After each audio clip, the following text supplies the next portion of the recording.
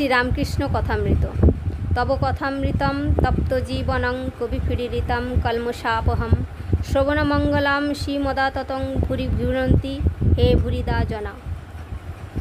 মাস্টারকে তিরস্কার ও তাহার অহংকার চূর্ণকরণ। শ্রীরামকৃষ্ণ মাস্টারের প্রতি, তোমার কি বিবাহ হয়েছে? মাস্টার, আজ্ঞে হ্যাঁ।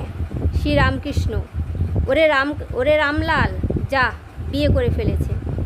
মাস্টার ঘোরতর অপরাধীর ন্যায় অবাক হইয়া অবনত মস্তকে চুপ করিয়া বসিয়া রহিলেন। ভাবিতে লাগিলেন, বিয়ে করা কি এত দোষ? ঠাকুর আবার জিজ্ঞাসা করিলেন, তোমার কি ছেলে হয়েছে? মাস্টারের বুক ঢিপ ঢিপ করিতেছে। ভয়ে ভয়ে বলিলেন, আজ্ঞা, ছেলে হয়েছে। ঠাকুর আবার আক্ষেপ করিয়া বলিতেছেন, যা, ছেলে হয়ে গেছে। তিরস্কৃত হইয়া তিনি স্তব্ধ হইয়া রহিলেন। তাহার অহংকার চূর্ণ হইতে লাগিল।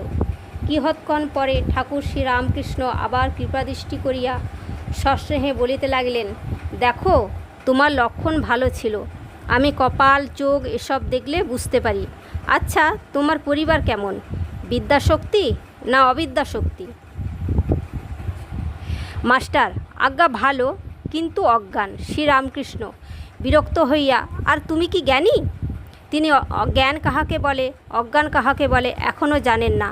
এখনও পর্যন্ত জানিতেন যে লেখাপড়া শিখিলে ও বই পড়িতে পারিলে জ্ঞান হয়। এই ভ্রম পরে দূর হইয়াছিল।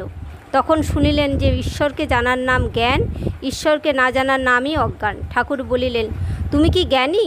মাস্টারের অহংকারে আবার বিশেষ আঘাত লাগিল।